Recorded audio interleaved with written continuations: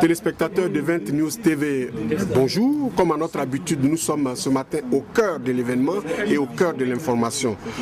Nous sommes devant ce très beau complexe hôtelier nommé Hôtel Relais Monceau. Et nous sommes en ce lieu pour échanger avec les délégués généraux du PDCI RDA qui sont venus à l'invitation de leur secrétaire général le rencontrer. Et avec toutes ces personnes, nous avons évoqué la vie de leur parti, mais surtout le 12e congrès du PDCI RDA qui doit s'organiser bientôt. Vous savez très bien que sur place à Paris, nous avons déjà Henri Konan Bédié, le président du parti, qui est là. Il n'y a pas longtemps, le député de Port-Boué, M. Kwadio Konan Bertin, était aussi à Paris. Il a été relayé sur la place par le professeur Maurice Kakou-Dikalué qui est parti. Et là, nous avons sur place le secrétaire général du parti, M. Alphonse Guégué-Madi. C'est vous dire que la place bouillonne, le PDCI est carrément dans la place et cela nous a demandé une émission spéciale pour voir un peu de quoi il est question, pourquoi est-ce que tout le PDCI RDA se retrouve sur les bords de la Seine. Et nous avons échangé avec eux, avec tous les secrétaires généraux et c'est cet élément que nous vous proposons, chers téléspectateurs des 20 News, et cela va vous permettre de comprendre un peu ce qui se passe actuellement au PDCI RDA. Nous avons pu avoir en exclusivité toutes ces personnes qui nous ont dit de quoi il a été question. Nous allons donc entrer tout à l'heure dans cette salle pour parler avec le reste des délégués généraux. Merci. Nous sommes venus saluer le secrétaire général sur demande des délégués généraux du PDCI en Europe.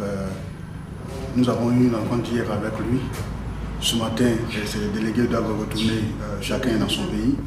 Et nous sommes venus lui dire que nous reprenons la route, donc le saluer, et comme on le fait en Afrique, demander la route. Hier, samedi, à 19h, nous étions chez le président Henri Konan Bédié pour le saluer, et d'ailleurs, sur son invitation. Et quelles sont les questions que vous avez évoquées? Avec le président, nous avons évoqué deux grandes questions. La première question, c'était de dire au président la situation des délégués, des délégations générales. Et depuis les élections de 2010 et après l'investiture du président Alassane Ouattara à Yamoussoukro, nous avons rencontré le président Bédié à qui nous avons soumis des doléances. Et depuis cette date, et ces doléances n'ont pas connu de suite. Et les doléances, c'était de quelle nature? Écoutez, pendant cette décennie, les délégations étrangères se sont battues comme les autres militants en Côte d'Ivoire. Donc au moment où la coalition dans laquelle nous sommes est au pouvoir, nous avons pensé que les militants de la diaspora devaient aussi, dans la gestion des affaires du pouvoir, du pouvoir, les Ivoiriens de la diaspora, les militants devaient être pris en compte.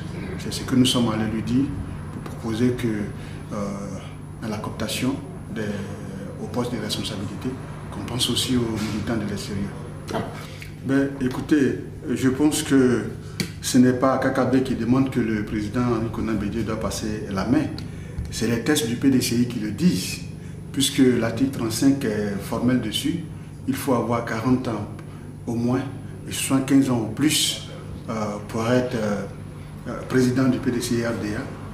À partir de ce moment où le président Henri Konan Bédié n'est pas dans cette fourchette d'âge, naturellement, quelqu'un n'a pas besoin de lui dire qu'il devait passer la main. Mais ce n'est pas la même vision qu'il a. Il estime que les accords de Marcoussis lui permettent encore de briguer la présidence du PDCI. Les accords de Marcoussis ne régissent pas le PDCI. Et en plus, les accords de Marcoussis, parlant de l'article 35 au niveau de la constitution ivoirienne, a suggéré que les députés prennent des dispositions pour permettre, pour ces élections de sortie de crise, pour permettre à tout le monde d'être celui qu'il voulait, d'être candidat. Mais la Constitution n'a pas changé, l'article 35 existe bel et bien dans la Constitution ivoirienne jusqu'à nos jours.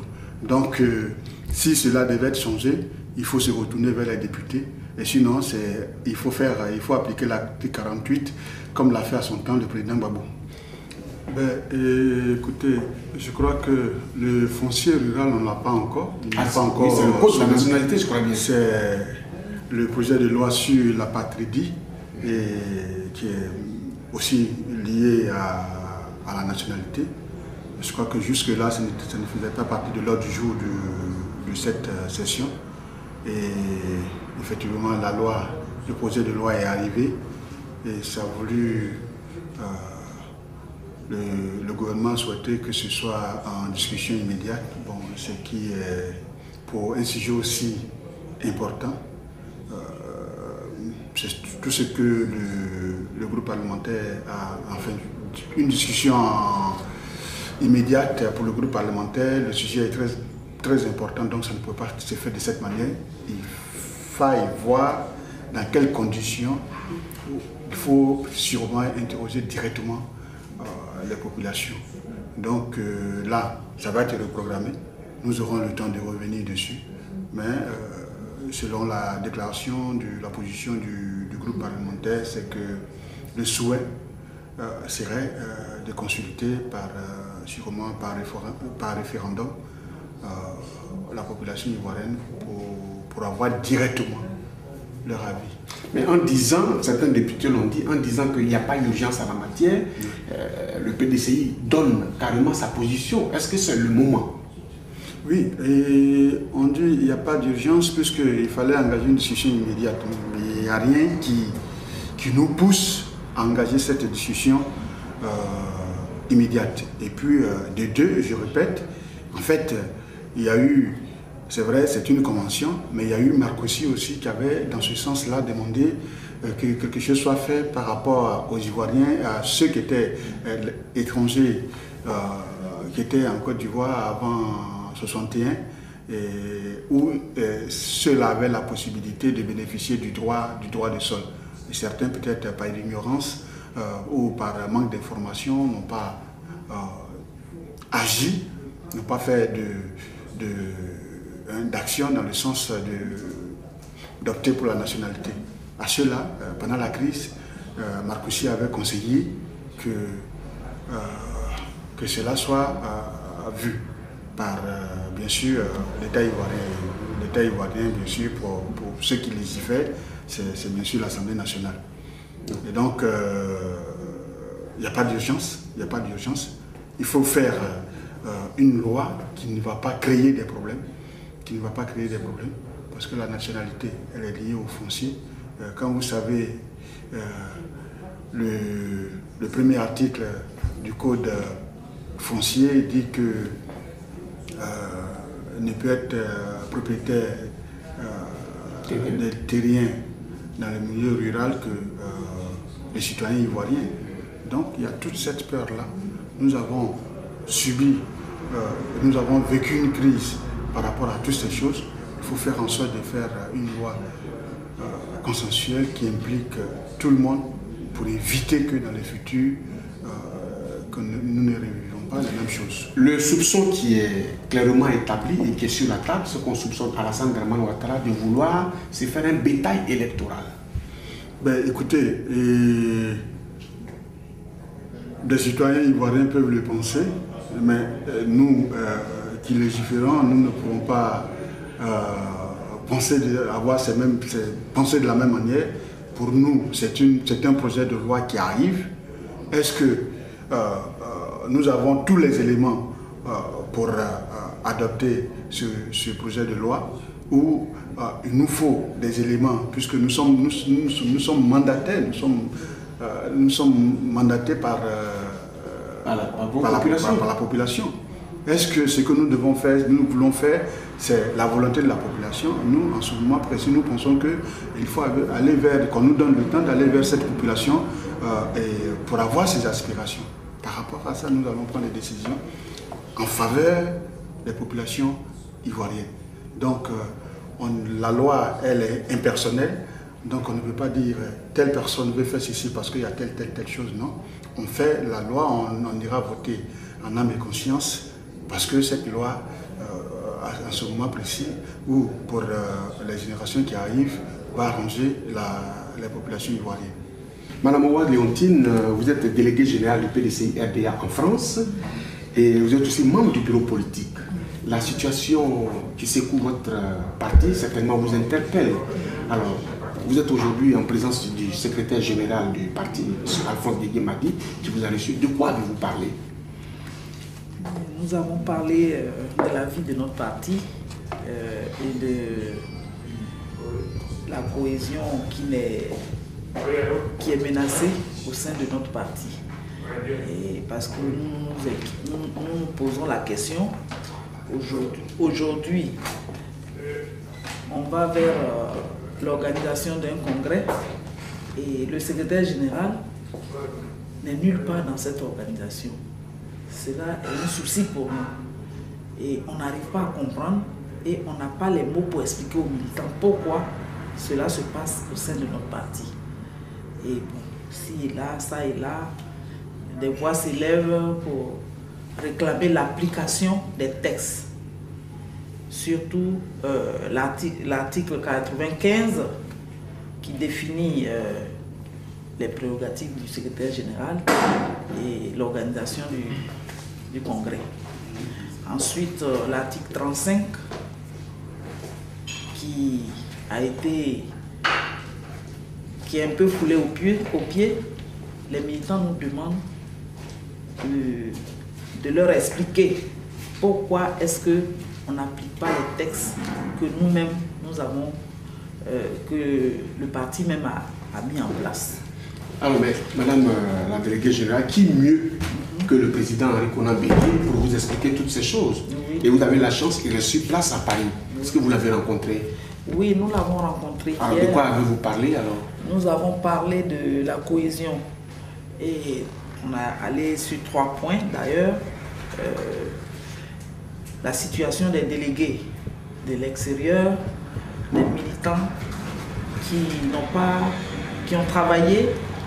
Aujourd'hui, il n'y a pas de lisibilité, c'est-à-dire il n'y a pas eu un militant dont la promotion a été faite.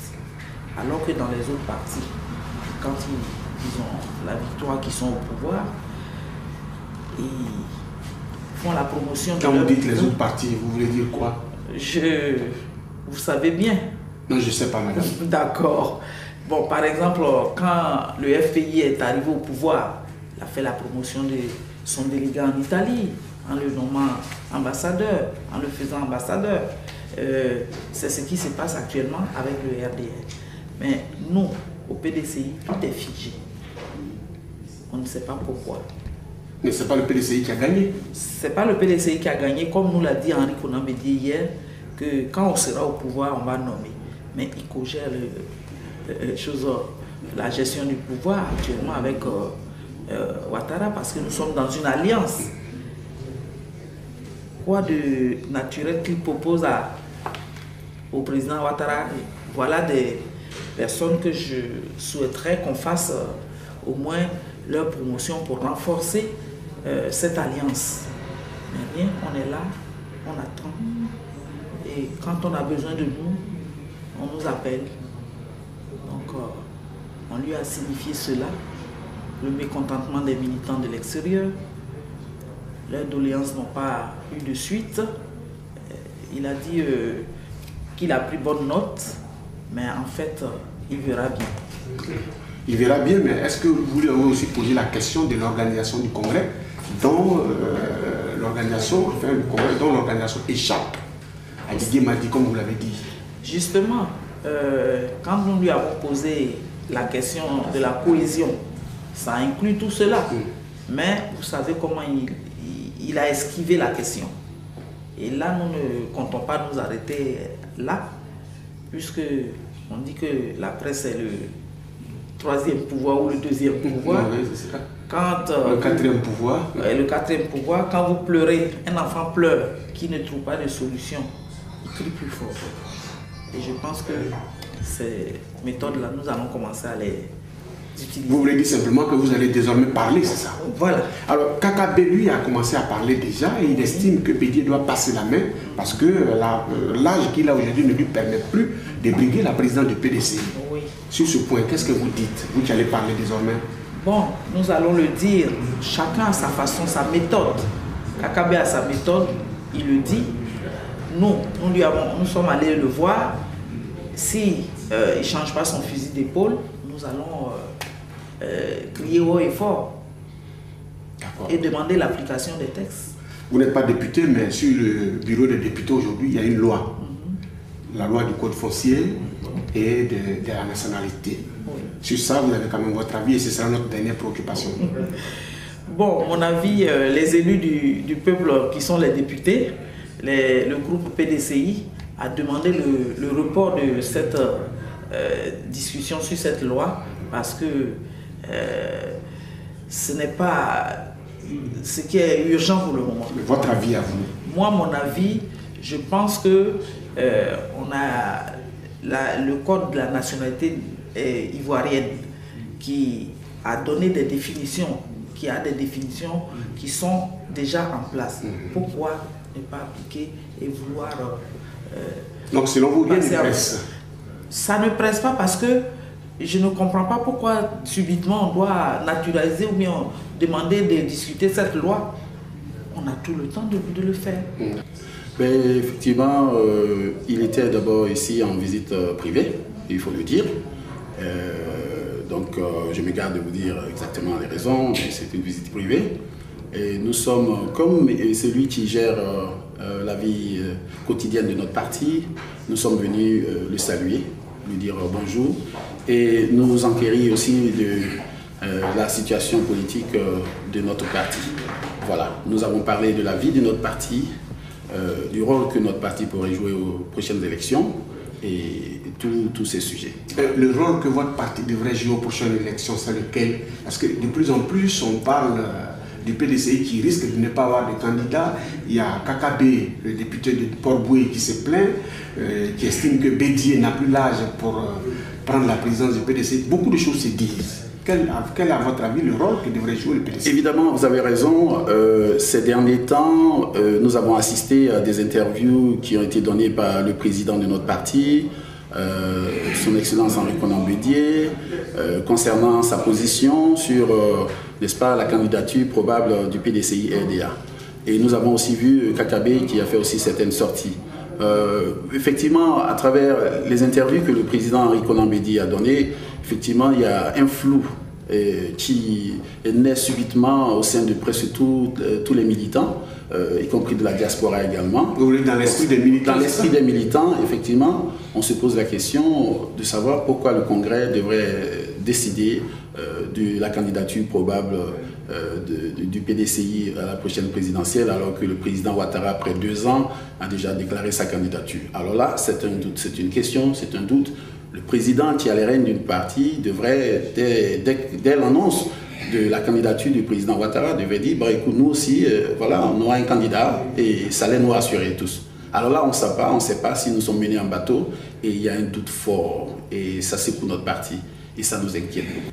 Oui, effectivement, nous avons rencontré le secrétaire général du parti et c'était dans le cadre des échanges qu'on a eu régulièrement avec le secrétaire général quand il est du passage en Europe, donc que ce soit en France, en Suisse ou partout en Europe. Il a toujours convié les secrétaires généraux pour échanger et pour avoir la santé de nos délégations respectives. Et c'est dans ce cadre-là que nous avons eu à échanger hier samedi à Paris. Oui, et vous avez aussi parlé, semble-t-il, avec le président Bédié hier samedi. Oui, et au cours de la remise du prix Félix Houphouët-Boigny qui s'est tenue à Paris au mois de juin, au lendemain de cette cérémonie, nous avons souhaité rencontrer le président du parti sur Paris pour des échanges. Et la demande a été effectuée depuis le 7 juin. Bon, compte tenu de ses activités, de son programme, il a pu nous recevoir seulement le samedi. 27 à 19h, donc juste après la rencontre avec le secrétaire général du parti. Avec le président du parti, nous avons eu beaucoup d'échanges concernant la vie de nos délégations respectives, de tout ce qui s'est passé pendant et après les élections générales, et la promotion des membres des délégations étrangères, et tout ce qui concerne la vie des délégations, et surtout l'organisation du congrès du PDCI qui va se tenir très bientôt en Côte d'Ivoire les 3, 4 et 5 octobre. Alors, la candidature du président de la jeunesse du PDCI, nous l'avons appris comme tout le monde, vous d'ailleurs. Et cela ne nous surprend pas dans la mesure où c'est quelqu'un qui s'est battu et qui est arrivé quand même à un certain niveau où la station des échelons du parti lui permet d'accéder à ce poste. Donc, légitimement, il a pris cette décision et nous, délégués généraux, enfin moi, dans ce qui me concerne, je ne vois pas d'inconvénient, je ne vois pas de problème majeur. Mais vous pourrez lui apporter votre soutien, évidemment. Alors, lui apporter notre soutien, bon, tout dépend parce que, bon, Kabé a déclaré sa candidature au moment où, pour le moment, il est le seul qui a déclaré une candidature. Donc, une élection, vous savez, ça se prépare avec beaucoup d'arguments, puisque nous sommes en politique, et beaucoup de programmes, tout ça. Et quand on aura le contenu exact du candidat Kakabé, ben, le moment viendra et on prendra une décision de le soutenir ou pas. Voilà. Bien, d'abord, je voudrais profiter de l'occasion pour vous remercier de nous permettre de pouvoir échanger. Je crois que la rencontre que nous avons eue hier avec le secrétaire général, le professeur Alphonse Didier Madi, nous a permis de comprendre la situation réelle qui prévaut actuellement au sein du parti. Vous n'êtes pas sans savoir que depuis quelque temps, il y a beaucoup de bruit autour... Beaucoup d'agitation. Beaucoup d'agitation autour de l'organisation du congrès. Et je crois qu'une rencontre telle que nous avons eue hier a le mérite, bien entendu, de nous éclairer, nous en tant que premiers responsables dans nos différentes bases, et puis partir de là, renforcer et par la suite nous permettre aussi, bien entendu, d'orienter notre façon, notre attitude, je dirais plutôt, par rapport à tout ce que nous vivons actuellement. Donc on a été très enrichis hier, je dois l'avouer, et je l'ai même précisé que c'était des occasions comme ça qu'il faut avoir régulièrement pour que nous puissions, nous aussi, éclairer nos militants. Bon, je crois que d'abord la réaction du président de la JPDCI ne nous surprend pas. Je pense que c'est d'ailleurs légitime que quand on fait la politique, à un moment donné, il faut avoir des ambitions. Je crois qu'il est dans cette dynamique que nous nous reconnaissons. Moi, tout simplement, ça c'est mon avis, je voudrais que tout cela se fasse dans un climat apaisé et dans le respect, tout simplement. Être candidat aujourd'hui démontre que notre parti vit. Le PDCI a de la vitalité. Et c'est de tout bénéfice pour le parti, un parti démocratique comme le PDCI, de voir que plusieurs personnalités de cet acabit-là puissent s'exprimer et puissent dire clairement leur position.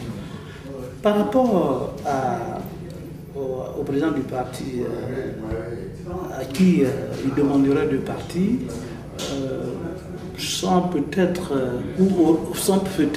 trop avancer, mais je pense qu'il s'appuie sur les textes du parti. Nous avons des dispositions statutaires.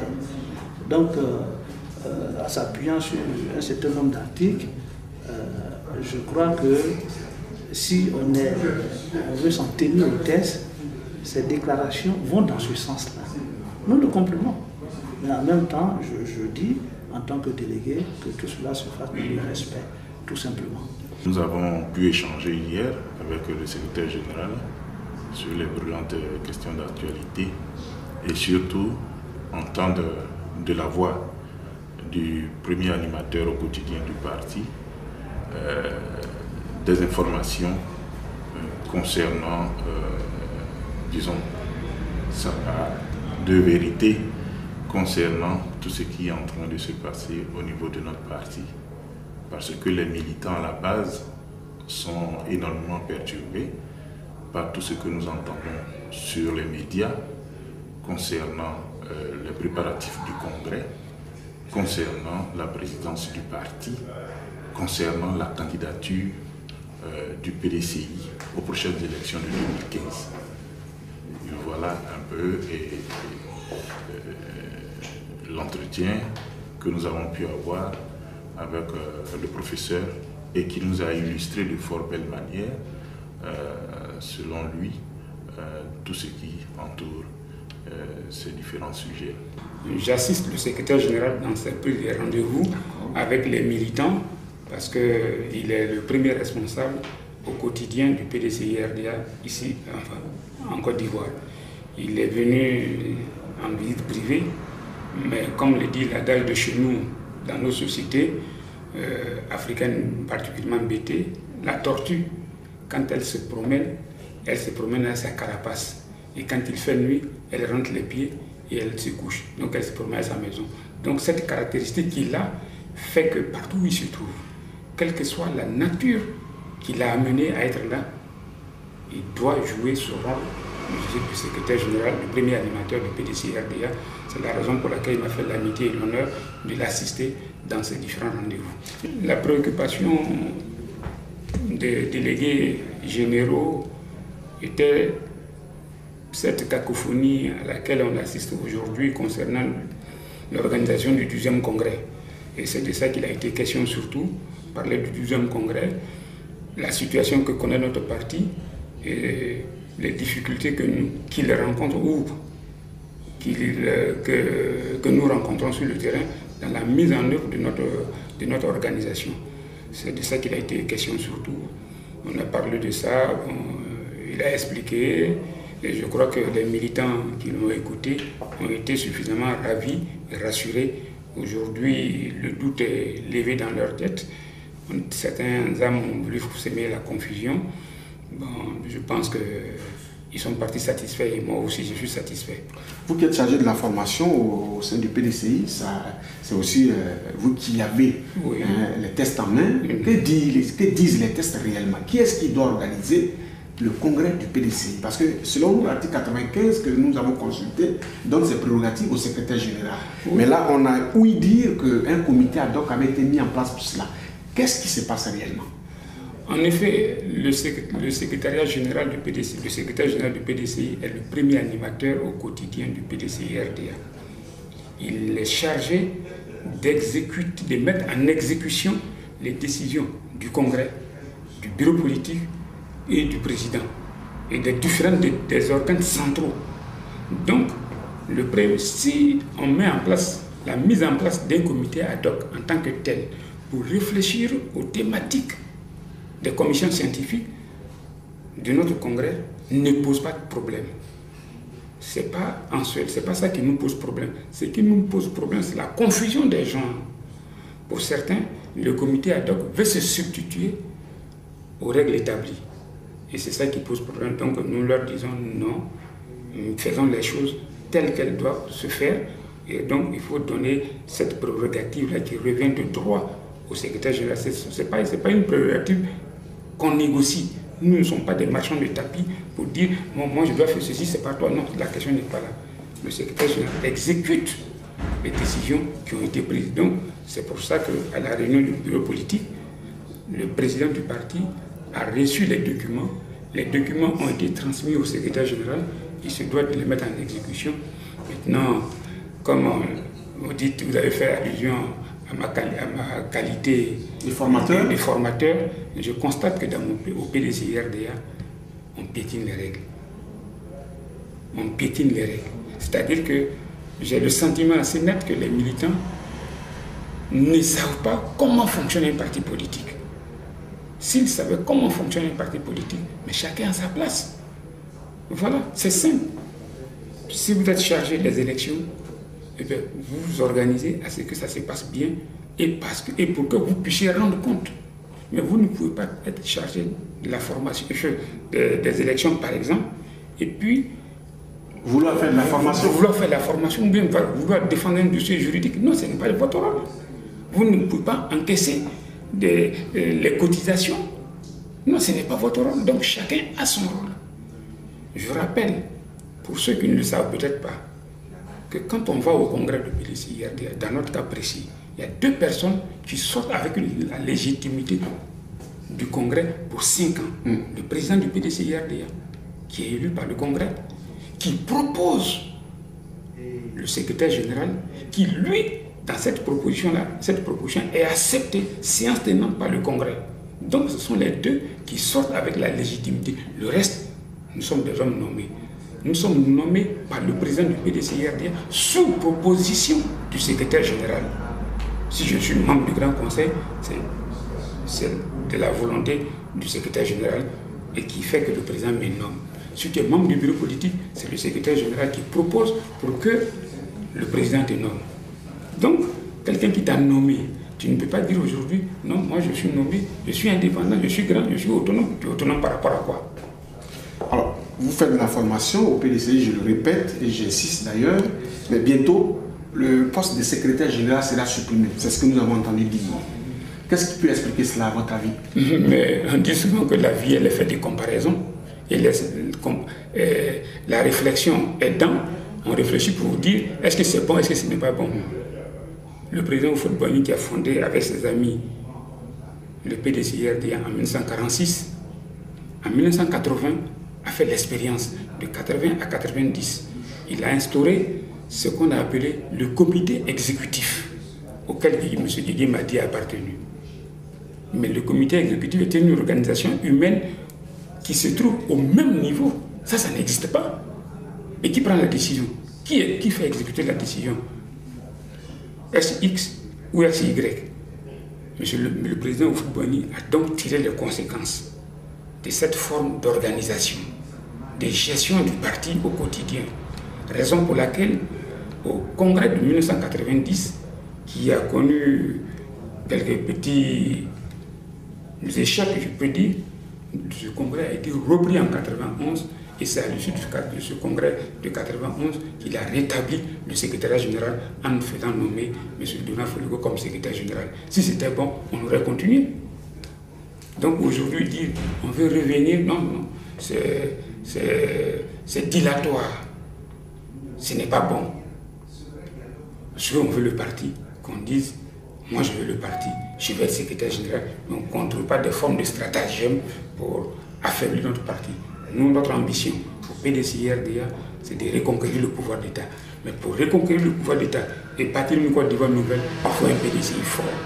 Et si le PDCI est fort, pour bâtir cette Côte d'Ivoire, la première des missions du PDCI, lorsque nous sortirons de ce congrès, c'est de créer les conditions de la réconciliation véritable.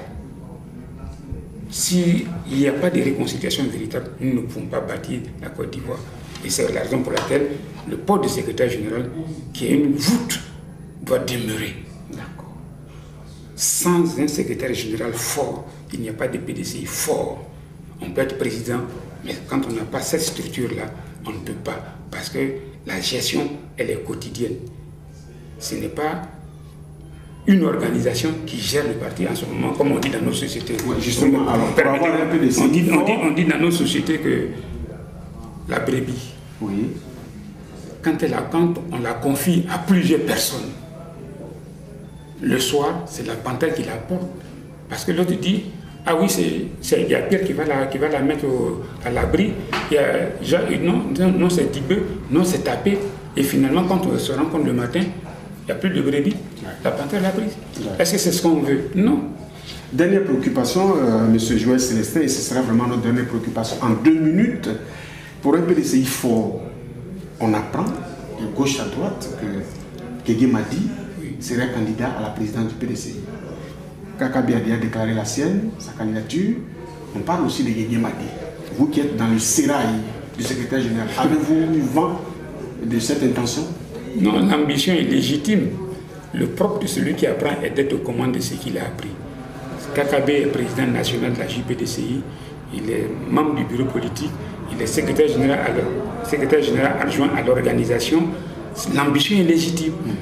Donc, de ces étapes-là, il reste une étape intermédiaire, c'est être président du PDCI ou être secrétaire général. Donc son ambition est légitime. Là-dessus, je n'ai pas de problème.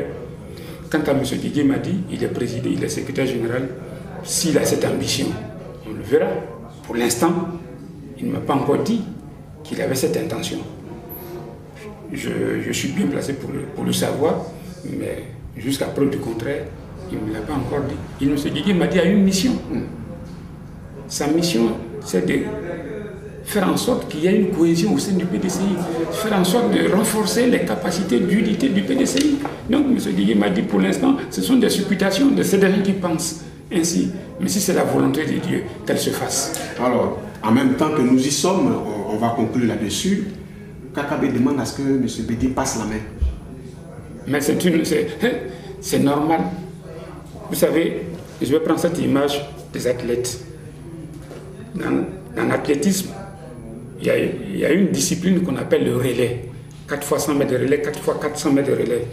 Quand vous arrivez comment on appelle ça, à une distance précise, vous passez le témoin. Mais vous ne dites pas, comme je sais courir, je vais partir jusqu'au bout. Quand vous partez jusqu'au bout, vous disqualifiez l'équipe. Ce n'est pas vous seulement qui perdez, mais c'est toute l'équipe qui perd. Et si l'équipe a perdu, mais vos amis, vos collègues, ceux à qui vous devez passer le témoin, mais vous savez comment ça se prépare? Une compétition, elle se prépare sur 1 an. Quand on parle de Usain Bolt, ou bien qu'on parle de Marie-Josée Pérec, ou bien qu'on parle d'autres personnes, mais ces relais-là, ce sont des compétitions qui se préparent pendant 1 mois, pendant 1 an. C'est toute une vie. Parce qu'il doit aller aux Jeux Olympiques, il doit aller aux mondiaux. Et à ce mondial-là, il va avec l'ambition de gagner. Donc en clair, il faut bien que le relais soit passé. M. Henri Konan Bédi a fixé les règles. Oui. Il a dit qu'on ne peut pas être président du PDCI-RDA au-delà de 75 ans. Ce n'est pas moi qui l'ai fixé, c'est lui qui l'a fixé. La loi est dure, mais c'est la loi. Merci beaucoup. Voilà. Merci M. Joël Célestin. C'est sur ça que nous allons conclure. Merci. La loi est dure, mais c'est la loi. Merci. Elle est personnelle. Voilà, merci d'être passé sur notre plateau. Merci beaucoup. Merci beaucoup. Merci à vous. Et je vous souhaite bonne chance. Merci.